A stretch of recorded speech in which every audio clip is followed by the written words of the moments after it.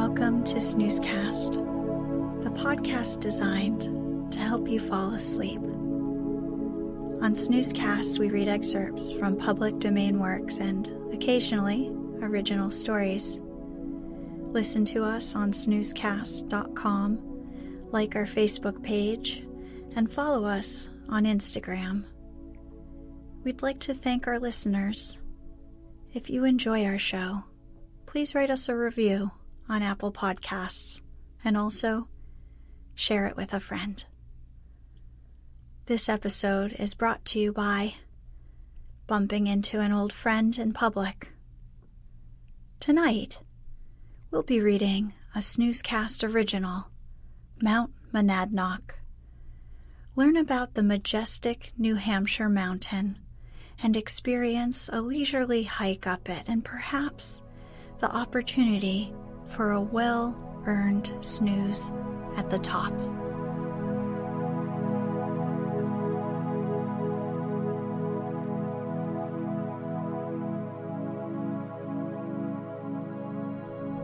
Let's get cozy. Close your eyes. Relax your body into the softness of your bed. Now, take a few deep breaths.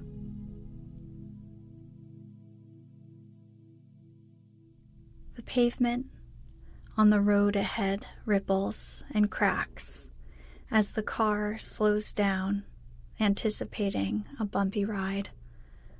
A white sign with black letters and peeling paint stands on the side of the 2-lane road, which winds north to your destination, a not-so-lonely mountain with a clear view of a distant city and miles of surrounding wilderness. Welcome to New Hampshire, the sign reads. That same phrase is written on the sign's lower half in French, Bienvenue, New Hampshire. After crossing the border, the destination is now about 20 miles from Jaffrey, New Hampshire. In that small, well-kept town, there's a 3,165-foot mountain named Monadnock. Not part of any nearby range. It is a mountain in isolation. The Abenaki named it Monadnock, which roughly speaking becomes mountain that stands alone in English, though the exact meaning of the word has been lost to time. That mountain is where you're headed as summer begins to unfold throughout the landscape. It's still early in the season, and a chill envelops the nights, clinging to the dawns and dusks. But the days are warm, and the grass is becoming taller each and every day. Yesterday there were buds in the trees in full blossom. With the warm air rushing into the car on both sides, you can't help but think back to your childhood. Long car trips spent in the back seat, soaking in the sunshine. Up ahead, the road improves and then bends onto a wide, freshly paved highway. This is U.S. Route 202. It stretches from Delaware to Maine, and a few noteworthy things happened on this road. Failed rebellions, rum running. Whistle stops on the Underground Railroad, though that's all in the past. Right now, this stretch of highway is giving you your first look at the mountain. True climbers would scoff at the sight, and experienced hikers don't give this hill a second thought. However, you are neither, and this hulking granite statue before you is just shy of breathtaking. Monadnock disappears from view as the car moves through the final few miles to the trailhead. Clapboard houses, built more than a century ago, slip past, and soon the park's entrance sign greets you. Held up by straw-colored timber, there is a plain brown sign with yellow letters written in the childish yet authoritative font. Monadnock State Park, it reads, with a thin, neatly painted arrow pointing toward the trailhead. Then beneath that, the distance is written, 2 miles. Driving on the road opens up into a field. To the right, there is a small pond. On the left, there is a white building with many windows and a very long front porch. Framing the structure is Monadnock's silhouette. After a left-hand turn and a brief drive through a tree-lined street, a guard shack comes into view. There's a park ranger inside. "Is this your first time here?" she asks. You say yes, and she hands you a sturdy map complete with dotted trails and contour lines.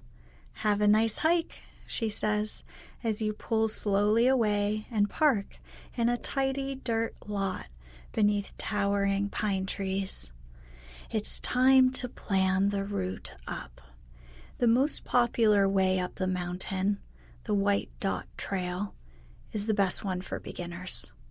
One of the easier routes, the White Dot Trail, is the most direct way to reach the summit. You've heard that the mountain tops sometimes get so crowded on weekends in the summer that it's nicknamed the beach for the sun-glassed crowds relaxing amid the ancient stones. Looking at the map's curving lines, and one trail name captures your imagination.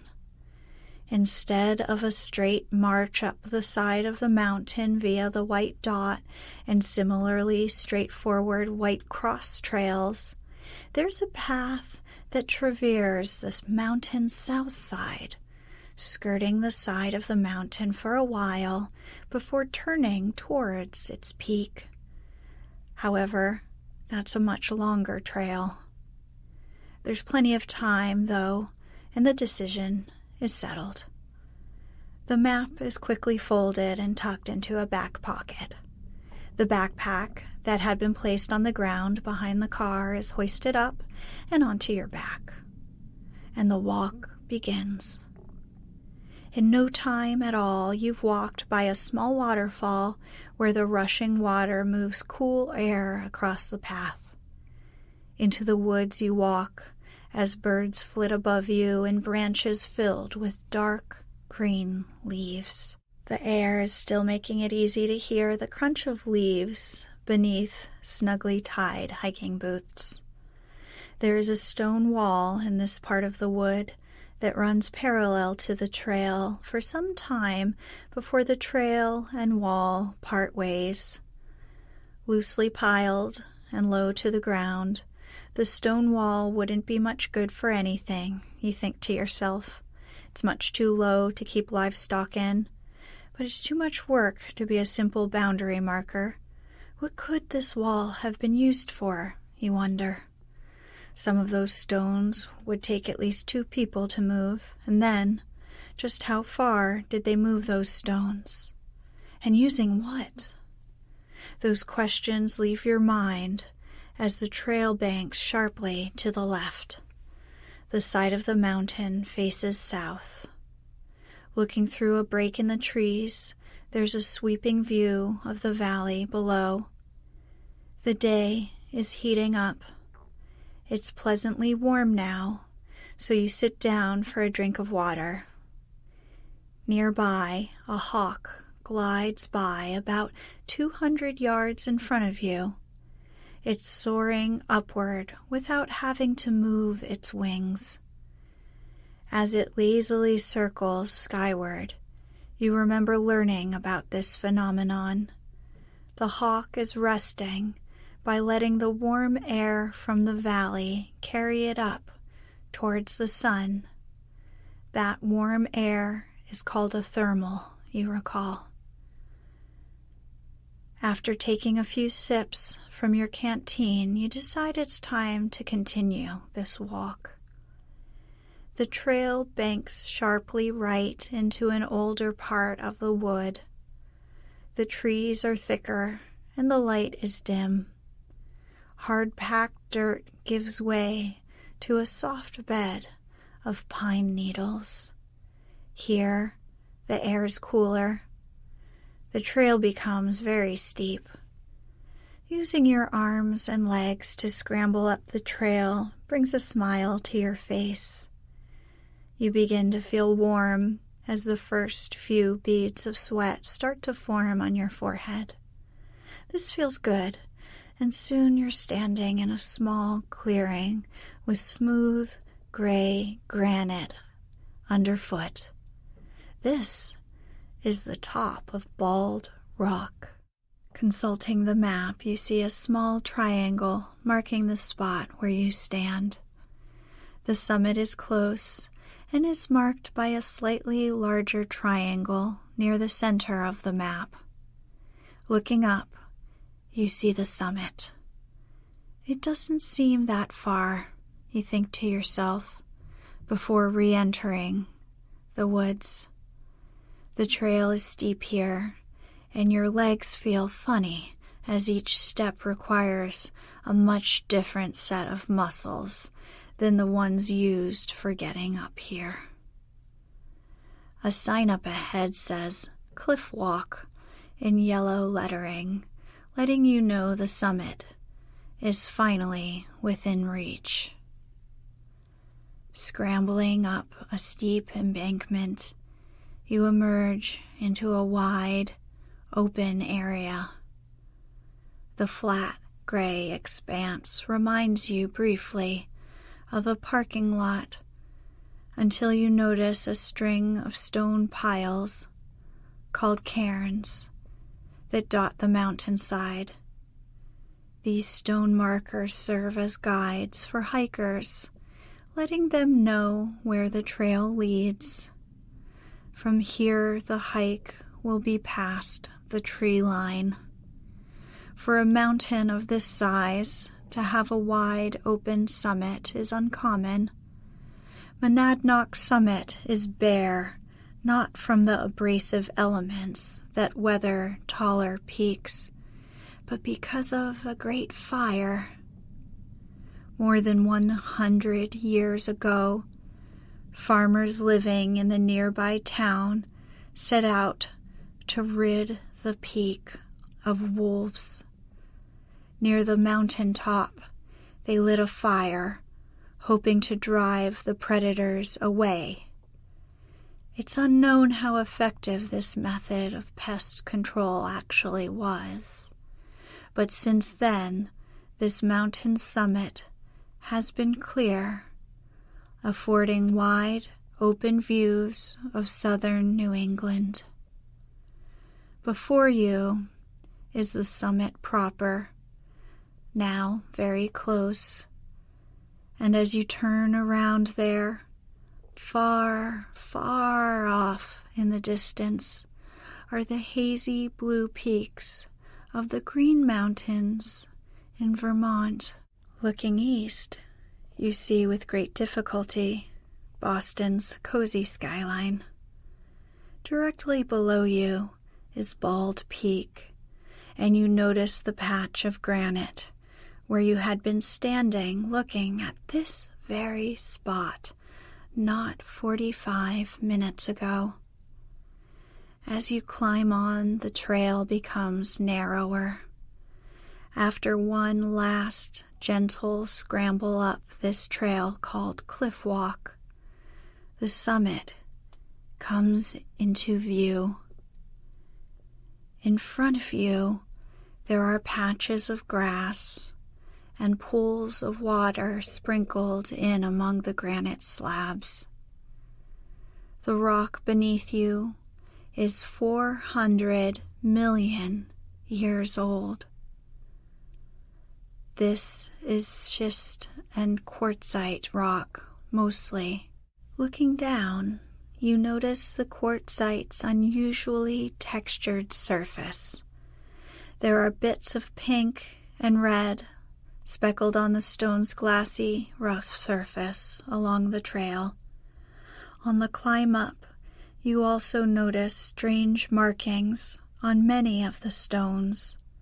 Small bumps on the stones remind you, at first glance, of caterpillars, but then instead turn into turkey tracks in your mind's eye. Yes, the tracks could be the path of some prehistoric bird, leaving an impression on its way up this hill.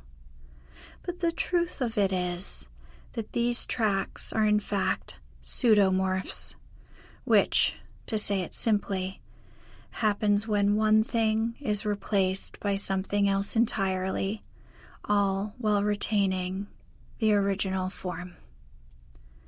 The thought brings your mind to the ship of Theseus, an ancient thought experiment designed to tease out possible answers to the perplexing question of identity.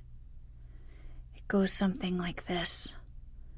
Suppose that the magnificent ship the ancient Greek hero Theseus sailed into battle was placed away in a museum. As the centuries pass, the ship becomes less and less of what it once was. Its mast rots and must be replaced. Its sideboards rot one by one and must also be replaced. The ship's great rudder becomes moldy with age, and it too must be replaced. Eventually, each piece of the ship has been swapped out with a replacement. And so the ancient Greeks wondered, is this new ship the same as the one that Theseus drove across the sea? Aristotle's answer was yes. Others have disagreed. A bird chirps, and you awaken from this philosophical reverie. You decide it's time to return your attention back to the hike. Waking up again, you take a deep breath, and then another deep breath, and one last deep breath before you take your walk toward the summit, which is so very close now. 1, 2, 3 steps later, you are staring down at a steel medallion bolted into the rock.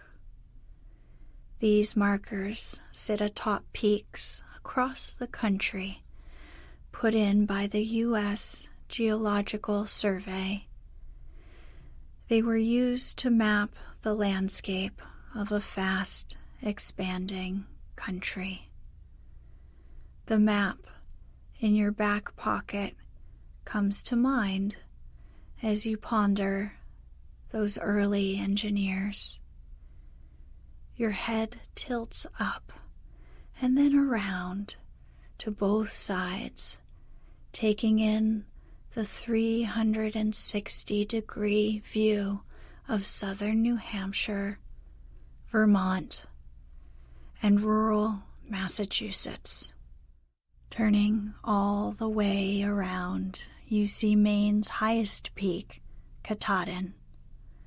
That's where the 2,200-mile-long Appalachian Trail begins, or ends, depending on whether someone decides to hike southbound or northbound.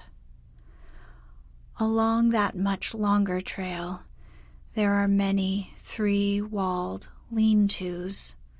These are small buildings made of wood with nothing inside, only a dry floor to sleep on out of the rain. You've walked by them a few times during different hikes in different parts of this region. Every once in a while, you think to yourself, it might be interesting to stay in one overnight. What would that be like, you wonder, while thinking of waking up with a cool breeze against your brow? Or perhaps you think, what would it be like to watch the sun set from on top of a place like this? One moment, light is all around, and then a gradually increasing darkness, as the peak of this mountain is the last scrape of land to catch the light before the day ends. The thought and the view makes you slightly dizzy in a pleasant way. You step off the summit, thinking it's time to allow someone else to have a moment with the peak, and walk down to a bed of grass protected from the wind by a slender piece of stone. You take off your backpack and lay it on the ground behind you, then lean back. Above, the sun is shining and you feel warm. Your legs are heavy in a relaxed way from the long, comfortable walk. Staring out into the distance, you feel your forehead relax. Your eyes close and soften. At your sides, your hands relax. You remember what a pleasant walk you had up to this small space where the grass beneath you is soft.